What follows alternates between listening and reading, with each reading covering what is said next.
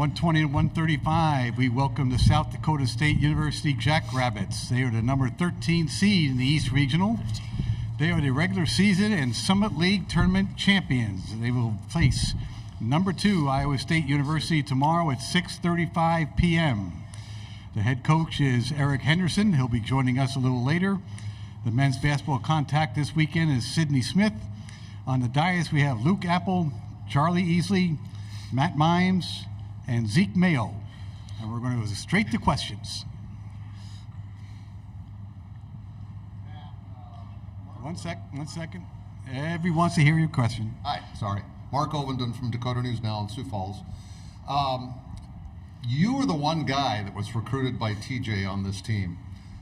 Talk to me about how odd that might be and what that experience was like when he recruited you to come to Brookings. Yeah, it's definitely a little unique. TJ started recruiting me along with Hendo as well, but TJ did, I'd say like my junior year. So we had a year and a half to before I came to Brookings to really build a relationship. So yeah, I definitely have a unique relationship with TJ. It is a little odd, but I'm excited. TJ is a great coach. I learned so much under him my first year here, and I'm just really excited. David Brown from Midcoast Sports. This is for Charlie. I know we discussed this on Sunday at the watch party, but now that you're here and Will, I know all of you guys have close proximity to Omaha, but having grown up in Nebraska, both you and Will, how special is it just to be here right now? It's obviously really special for me and a lot of my teammates because even a lot of these guys grew up close to here in Iowa. So to be able to have all of our family and friends and a bunch of people we grew up with to be able to come out here and support and just kind of be playing in my home state, it's special and it's something I'll never forget. Right-hand side, gentlemen. Grant Sweeter, Land Sports. This one's for Zeke. I'm sure you guys have talked about it, but this is one of the best defensive teams in the country. Obviously, we saw what they did against Houston. How do you guys kind of approach, going up against a team with that defense? Yeah, we're just going to continue to play our game and play how we have been. I mean, moving the ball and player movement is going to be really important for us.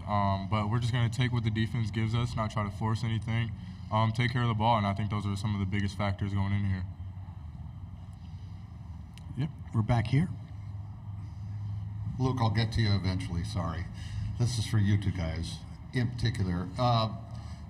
I think we all know the environment tomorrow night is going to be electric with how many local teams are here. How much fun is that going to be for you guys? Because you're used to playing in front of a pretty rowdy crowd up in Brookings. Charlie? Which two? Charlie and Matt. Okay, and we'll go in that order. Charlie, Matt. Okay. Well, obviously that's the best part of playing college basketball is to come in and get to play in an environment like we're going to play in, and it's just we're going to feed off it, and it's going to be fun for everybody, and it's always we're just going to play our game, and hopefully the crowd feed off the crowd as well. Yeah, and I would just say, growing up, I mean, all of us have played basketball since a young age, and this moment's it's what you prepare for, it's what you live for. It's a dream, and so I think, especially playing in Brookings in front of our amazing fans, we just want to really take that energy and use it, and we're really excited. Right-hand side. Luke, kind of going off of what I asked Zeke, I mean, you and Will had big games in the paint for you guys. It's a big reason you guys won the Summit League tournament. How do you guys kind of approach that, knowing the talent they have in the paint and the defense that they have down there? We know they're going to double, and we know they have a guy in that help side all the time. So you got to be careful, and you have to pick your spots. Just passing the ball to the open guys is going to be a huge factor. Getting these guys wide open threes will be just a big part of how we've always played. So just continuing to do that and passing the ball well at the double is, I think, one of our big plans. This is for Luke again. You grew up an Iowa State fan. You said you watched them a lot this season, just from a fan's perspective, and then getting more in depth on them this week, not to repeat what others have said, but just in terms of what you saw, where do you guys have to be sound on your end to combat their strengths? I think we really just have to focus on taking care of the ball and not letting them get runouts, and then just keeping the game in front of us. make them make shots and make them make mistakes. Both teams are going to make mistakes, and when we make mistakes, just not getting down on ourselves and knowing we can stay in it and just trusting every single one of our guys to go out there and play to their best ability. Andrew Holton, Brookings Register.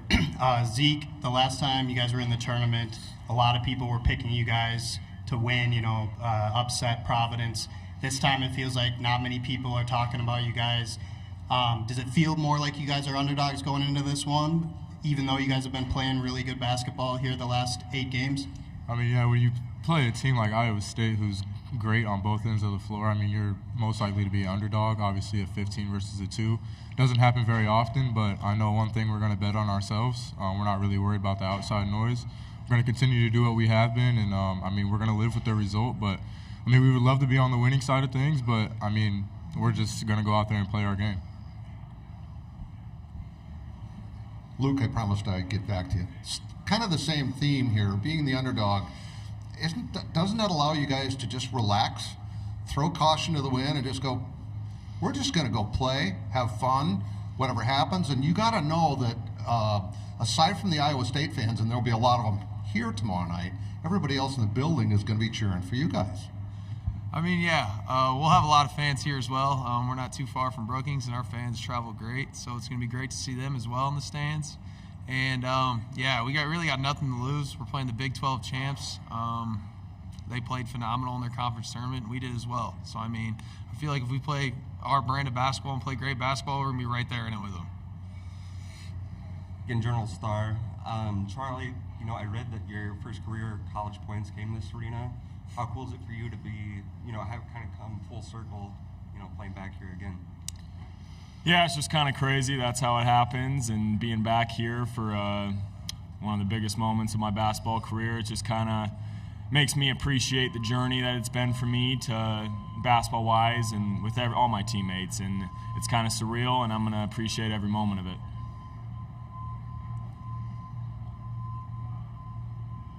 Go to the right-hand side. Matt, when we talked to Hendo this week, he said that you guys have found your identity more than you have all season. Is that something you would agree with? And what do you guys think your identity is after the success you've had the last 8 games? Yeah, for sure. I think throughout the season, we kind of fought through a lot of adversity, whether it be injury or just not playing the way we want to. I think we've definitely hit our stride and kind of found what is going to work for us. And I think our identity is just mainly on the defensive end, just really taking that effort to want to get stops. And we kind of talk about when you get scored on, it's got to hurt a little bit. And I think it's kind of hurt us a little bit if someone's kind of scored on us, and we've kind of taken that to heart. So, yeah, I would just say just defensively, we've been a lot more defensively minded.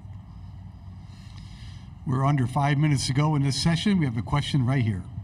Zeke, we talked about this before the season even started, and now here you are. Game's on the line. I'm guessing you still want the ball, right? Of course, but this isn't an individual type of accomplishment for this team to be here. I trust these 3 guys up here. I trust everybody on our team to go and make a play when the game is on the line. Matt, you mentioned your kind of unique relationship with TJ. How much added motivation is there to kind of knock him out? And if you talked with Coach Hendo about that at all? Because obviously you worked with him a lot in the past too. Definitely there's a little bit of motivation. It's kind of cool just to face your former coach. And I have a lot of respect for TJ, but at the end of the day, like, it's either us or them. And I want to continue playing college basketball. So I've talked to Hendo a little bit about just how this is kind of cool and unique. And I'm not too sure. I'm sure it's happened before, but I know it's rare. So it's definitely exciting and really, really cool.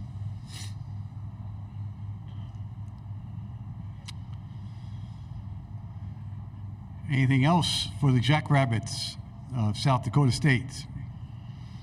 All right, gentlemen, you are excused. Thank you very much, and best of luck tomorrow. Thank you.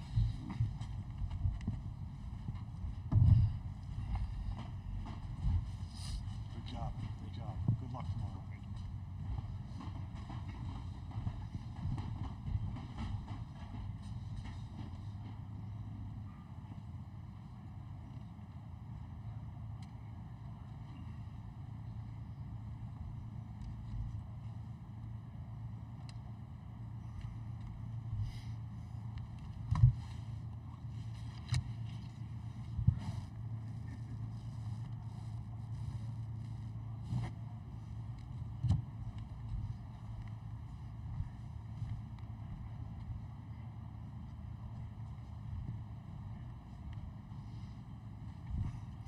Eric Henderson is up next at 135.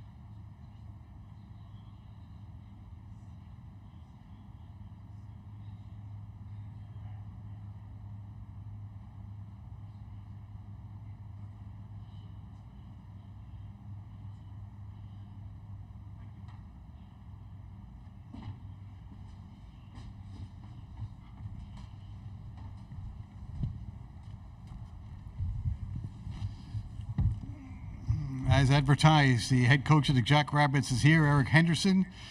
He has a date with Iowa State tomorrow at 6:35. We're going to ask him to make a statement on his team about being here in Omaha, and then we'll go to questions. Eric, please. Yeah, thank you. Obviously, extremely excited to be here. A lot of familiar faces on both sides, I can see, but what a unique and fun matchup that we have. Obviously, we know we have our hands full. TJ does a terrific job, and the Cyclones are playing extremely well, probably as good as anybody in the country. But we're also playing pretty good. I like our team. We've showed so much improvement this year, and the amount of growth.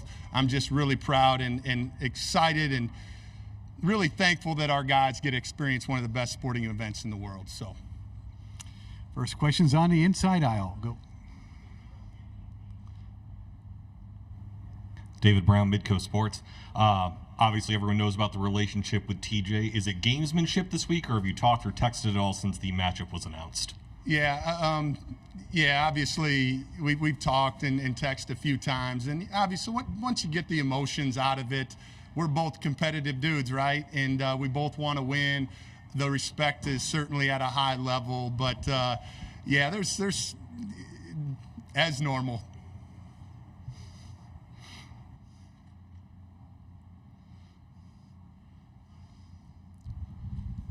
Hello there. Hi, sir. It's going to be electric tomorrow night. Talk about the opportunity for you guys. Granted, there's going to be a lot of Iowa State fans, but there'll be a lot of Jackrabbit fans, and there'll be a lot of noise in the building. How excited are you for that atmosphere?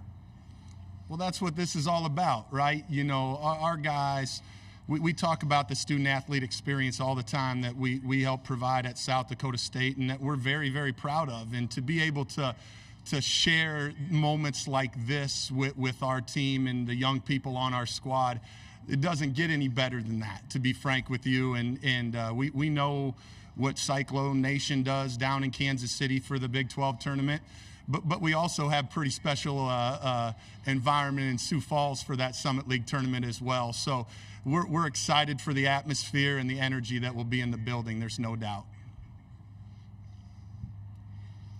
Peter Burnett here, Sarpy County Times. Question about William Kyle. Obviously, we'll have a lot of support from the Bellevue West faithful here. Can you just talk about the development that you've seen from him, especially on the defensive end of the ball, being Conference Defensive Player of the Year, and his performance in the conference tournament?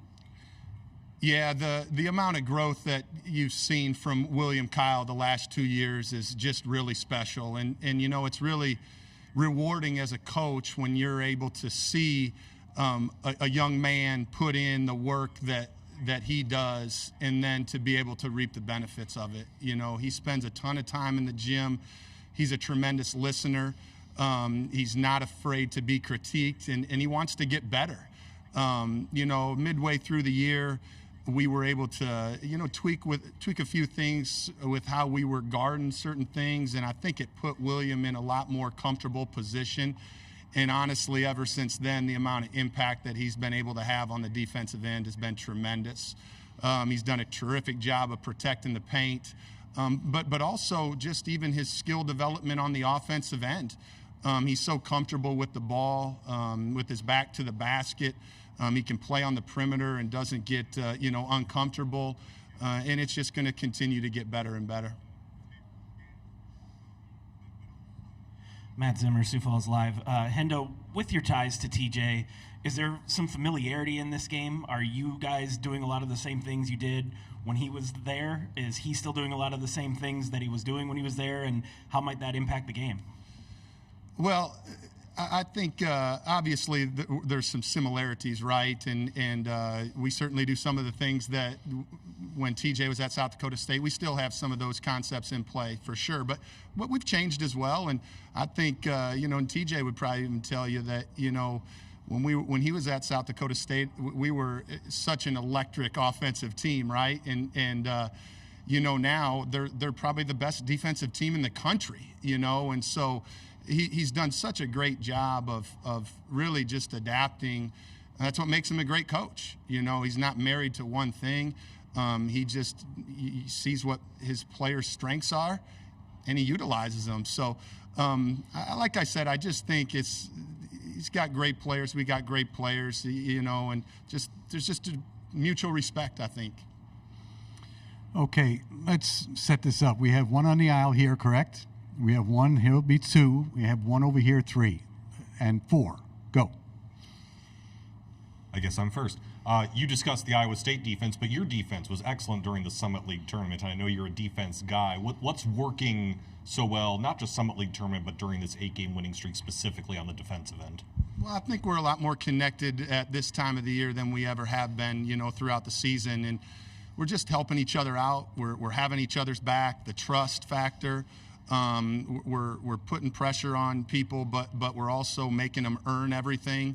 And so I think that's probably what's been the biggest factor, is just that trust and ability to believe in each other, understanding you don't have to do it on your own. And if you do make a mistake, which everybody does, your brother will have your back. Right-hand side. Grant Sweeter, Kelland Sports. Hendo, to kind of piggyback off that, you mentioned how the start of conference season, non-con, you guys weren't playing as well defensively as you kind of wanted. Have you kind of seen such a mid-season change that all of a sudden you went from struggling defensively to that being kind of the identity of your team? Well, I mean, that's always what the goal is, right? You always want to see improvements with your group. And we weren't playing great, but we were fighting. We were battling, and we just weren't maybe quite as connected. The pieces weren't fitting together great. And at the end of the day, who's that fall on? Probably me, right? I got to make sure that group is fitting together and make sure they're playing in a way that makes them successful. And I didn't do a great job. And to be able to make a few changes and the guys to buy into that. And then I do want to, one other factor was, one of the best connectors that I've ever coached, Matt Mims, didn't play before Christmas. And obviously the analytics speak for themselves, whatever he's averaging, it doesn't even really matter. But he brings so much more to the table. He's a uniter, he's a connector, and he wasn't on the floor the first part of the season. We were battling. We had a hard schedule. We were competing, just lost a bunch of close games. And once we got him, our connectivity, our trust just continued to grow. 3 questions are up, starting on the left-hand side. Randy Peterson from the Des Moines Register. All the narrative about Iowa State has been about the defense, and rightly so. What about they've played pretty good offense the last couple of games too. So what are your thoughts on the offense, Hendo? Yeah, I mean, they've considerably improved. I think, it does start, with some of the turnovers. That pressure can create a little bit better pace for TJ's squad, and they get a few more possessions because they're turning over their opponent so much.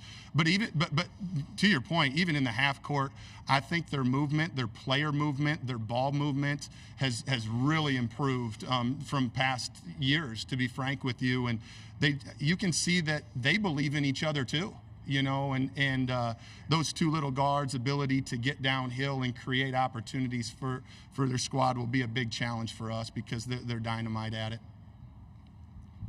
Jacob Badilla, Hurrdat Sports. Kind of looking back 4 years ago, Charlie went into the portal. What do you guys see in him, and what work has he put in over the last few years to have the season he has now as a senior? Pretty special. I mean, it was a situation where Charlie, I knew once he went into the portal, I had a previous relationship with him. We recruited him out of high school a little bit. Never ended up going on him. Probably a mistake, right? Which we all make. But I just knew when he went in, he would be somebody that would be a tremendous fit at South Dakota State. He stands for all the right things. His toughness, his ability to just bring the feistiness and just that mantra to your team is incredible, and he has the ability to impact the game in so many ways, and he just had a tremendous career. He's been hurt a little bit here and there, but what he fights through to be on the court, man, he's one of my most favorite players I've ever coached. Next three questions are all on the right-hand side. Go, please. Andrew Holton, Brookings Register. Hendo, you guys are the 15 seed this year, clearly the underdog. Is that something you guys embrace or talk about, or do you not acknowledge that at all? We don't really talk about it that much, to be frank with you. It really doesn't matter. They call it March Madness for a reason, right? And at the end of the day, we all got an opportunity in front of us. And I'll say this about our group. I've said this about all of our groups. And this is when TJ was here, and I'm sure I didn't coach under Scott, but ever since I've been at South Dakota State, it doesn't matter who we're playing. We believe we're going to win the game. Doesn't mean we always do, doesn't mean we always will, but we go into that baby thinking we're going to win this game. We're going to put a plan together to win the game, and that doesn't matter if we're a 15 seed, a 13 seed, a 7 seed, or 5 seed. We feel like we're going to win the game. We're under 5 minutes to go. We have 2 questions up. Go, please. Hendo, we've talked a lot about you and TJ, but this is going to be unique for Matt. And he mentioned earlier that he's talked to you about this. Can you kind of share what maybe you guys have talked about? Well, I mean, I think everybody knows, like, TJ's ability to build relationships and make people feel good is incredible, right? He's a very selfless person, and Mimsy played for him, and he'll never forget that. And you don't forget relationships that are built on that when it's love and care, and TJ's one of the best at that. So it is a unique opportunity for Mimsy. Coach Grace Boyles here with WOWT here in Omaha. We're here at the home of Creighton, so I have to ask about how Greg McDermott has impacted your coaching career. I'm a pretty lucky dude. I played for a tremendous coach in Coach McDermott, the values that he stands for. I was 18 years old and a very vulnerable person, going to Wayne State, and to be able to have a mentor that stands for what he stands for, I understand I'm pretty darn lucky. And then I pinch myself all the time for how much Coach McDermott and TJ have done for me, and now I'm playing in where Coach McDermott plays every one of his home games, and I get to coach against TJ. I mean, really, life doesn't get any better than this. I will ask about offense now. In the Summit League Tournament, I don't think anyone scored more than 20 points a game. You had multiple guys in double figures. You described the connection on defense. Offensively, where is that connection coming from, that it's basically equal opportunity, even though guys can go off and score 20, 30 points? I just think it goes back to that trust factor and belief in each other. And once we were able to really, really make that happen midway through the year, everybody benefits, right? And So I really believe that's what it starts with. I think we're sharing the basketball. I just talked about TJ's group. I think we're moving the basketball, and our player movement it really improved, midway through the year as well. And our guys deserve a lot of credit for that. The amount of belief that they have in our place, our style, and our system, and then the energy and effort that they play with. I'm just so proud of our group, and our players are got tremendous dudes. Standing up in the left there, Eric. Go. Hi, Coach Henderson. Jack Lita with KCRG. We're going to get very small picture here. Can you tell me about what you remember playing at Makokata Valley and what it means to represent Eastern Iowa in the NCAA tournament? Yeah, obviously I'm a small town guy, and I was able to have just some tremendous coaches there. Coach Rundquist is a Hall of Famer. Coach Pesca was our assistant coach, and I'm actually going back there in April to speak at a deal where they'll be at. And just, they were tremendous influences on me, and I got many teachers and stuff that I'm just very lucky to grow up where I did, and learn the values that I did. And I had some great memories as a Wildcat. Anything else for the head coach of South Dakota State? All right. Eric, we're done. All right. Thank you very all. much. Best of luck. We have Cyclones and Jackrabbits tomorrow at 6:35.